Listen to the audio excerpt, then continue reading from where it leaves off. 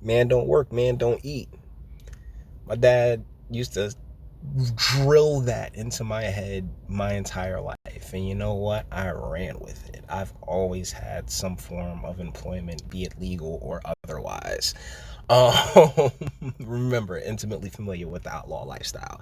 But regardless, with the coming, all the federal money that's being dispersed, yeah, inflation's a thing, guys.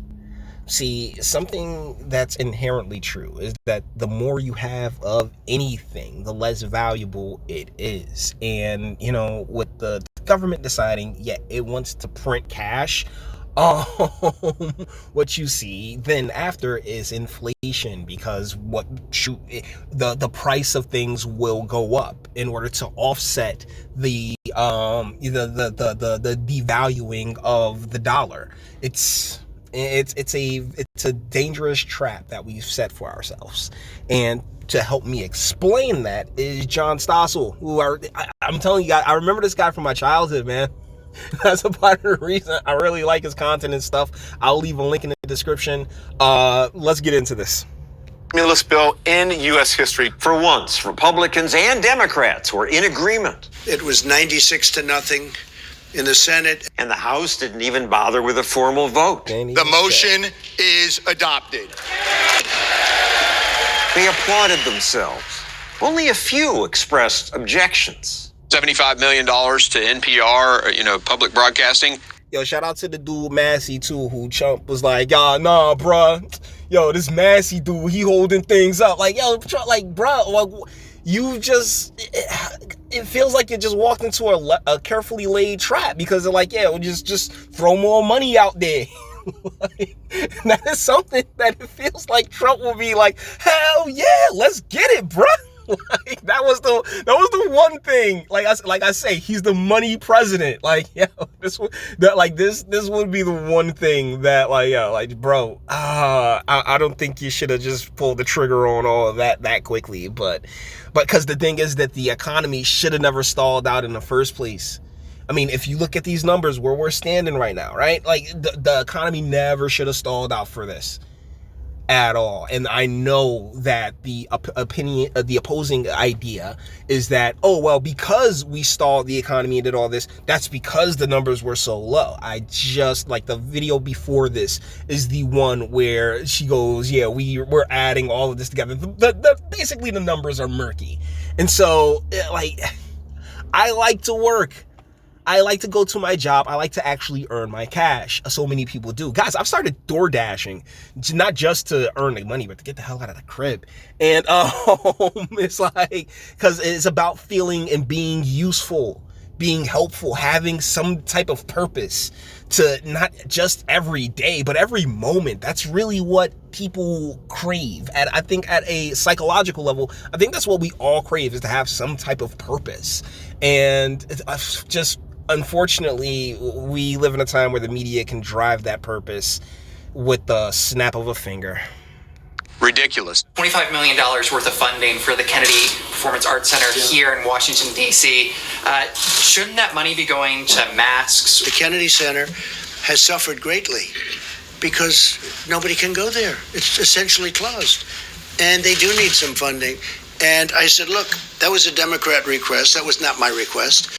And you gave it to him because, gotta play, because that's the thing, he's the ultimate schmoozer. So, like, yeah, I'll play your game in order to play my game. Like, that's just the way it's been going in America forever. And he's the ultimate schmoozer. So, like, what's $25 million? Like, honestly, if you, okay, quote unquote, black people, Dame Dash. Donald Trump is Dame Dash. All right? Dame Dash is running the country right now. But you got to give him something. Something they got. $25 million for congressional salaries. $50 million for a museum.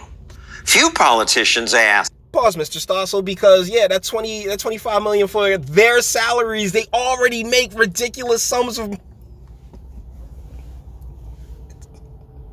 And you got AOC doing her little bartender thing, like, oh my goodness, I'm gonna mix this drink over here, and oh, I'm still Jenny from the block. Like, get the How do you pay for it? We're going to borrow it from China? We're going to borrow it from Russia? We're just going to print the money? Good questions. Our national debt is already almost $24 trillion. Now it'll jump, percentage-wise, to where Greece's debt was just before unemployment there hit 27%. Yeah, The feeling of hopelessness here seems to be spreading. Greece was bailed out by Europe, but the United States can't be bailed out by others, so how can we pay off our debt? There are really only three options: default, print money, or raise taxes. Raise taxes on the rich. You can tax billionaires. We need to tax the billionaires. But that wouldn't solve the debt problem. Even if we took all billionaires' wealth, it would only cover about 1/8 of our debt. And let's be real, there's money that folks got on books, and then there's money that folks got off books. And the money that folks got off books, they can tuck that away wherever they so desire. So others on the left now say, don't worry about debt. Just print money. The U.S. government can never run out of dollars. The federal government prints dollars. Bernie Sanders' economic advisor says that debt clock shouldn't alarm us. It's meant to scare people, right? The national debt, tick, tick, tick, tick, tick, tick, tick. There's nothing to prevent the federal government from creating as much money as it wants to and paying it to someone. Yeah, but here's the thing: when you think with such a base because that's just like that is just a first thought.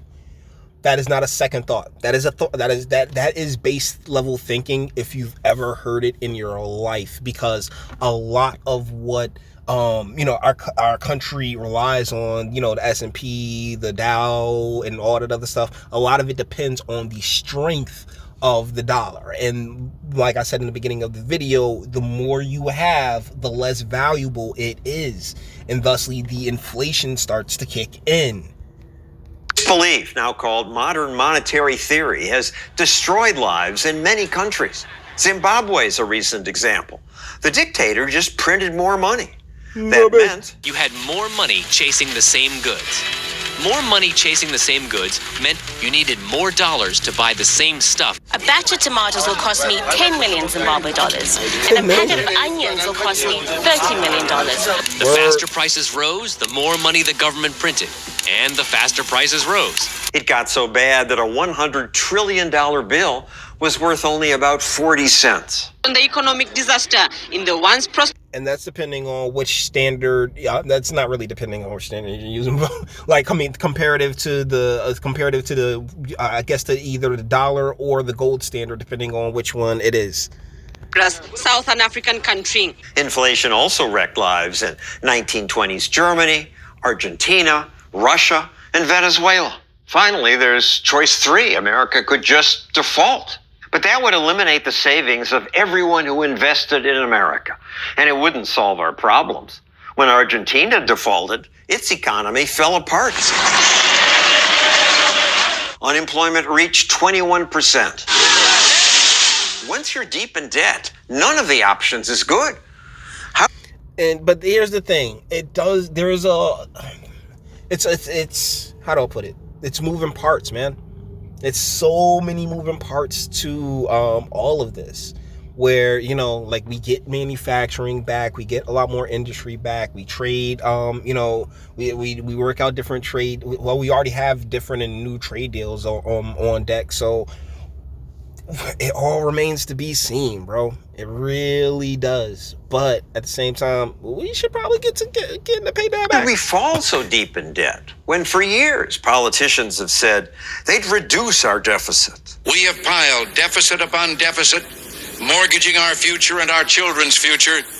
And guys, this is why absolutely nobody believes it's so hard to sit here and be like, oh yeah, I got my faith in this politician, because they are going to say whatever it is that sounds best that'll get them the win. Because what idiot wouldn't sit there and say, oh yeah, I'm going to sit there and welch in our debt? It's like no moron really would. And it's kind of sad that we're just catching up with this. We must act today in order to preserve tomorrow. We got to deal with this big long-term debt problem, or it will deal with us. But they didn't deal with it.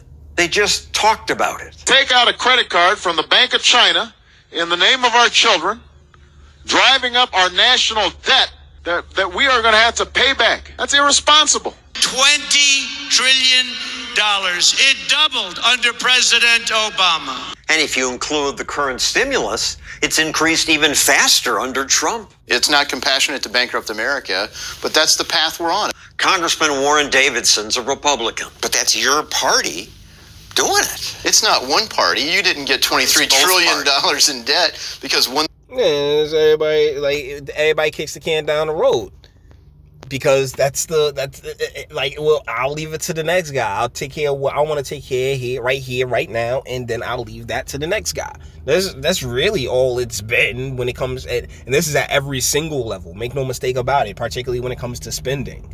That's why Jersey is expensive as it is, like off top. Party's good on the issue and the other isn't. I interviewed Davidson before the pandemic. You voted for some spending bills, billions for the FCC. Why do we even need an FCC? Well, who else would be able to regulate speech if there wasn't an FCC? Right, we don't need an FCC, and you voted for this bill. Well, you don't get a vote for precise things very often. There are things in these appropriations that do need funded. At least Davidson usually votes against. And that's the thing, when it comes to like a lot of laws and bills, sitting there on Capitol Hill, there's so much pork and wasteful spending but I get this one nugget. It's like a bill's like bear shit, like, yeah, there's like an apple in there, there's a whole apple in there, congratulations, but you gotta wade through a whole bunch of shit to get to it. And I think that just keep that in mind. Like, seriously. But either ways, guys, I think we're done here. Mr. Sasso, man, I love that guy. I really do. He's a fantastic journalist. I'm going to leave a link to this video in the description, all the internet stuff. If you like this, also like this, go ahead, do that too. Nobody's scared of you. Sub if you enjoy my fantastic voice and you want to get videos like this every single day. Share it, because sharing is caring, and YouTube and BitChute aren't the biggest fans of your boy over here for very obvious reasons. Bang the bell for notifications and speak. Let me know. What do you think in the comments?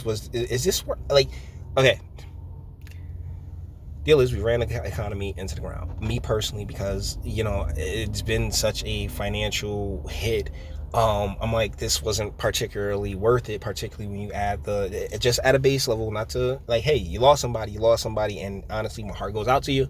But when it comes to what we've decided to do in response to it, it just, man, it's a lot. It's a lot, and it can seem a bit overwhelming. So I enjoy having the opportunity to think about these things and break them down at this level, and I appreciate that you kicked it with me this long, if you're this far into the video. So let me know what you guys think in the comments, because I'm not sure that this is like the response has been but once again, they'll say, oh, well, it's so low because we did so much. Let me know what you guys think in the comments. Till the next one.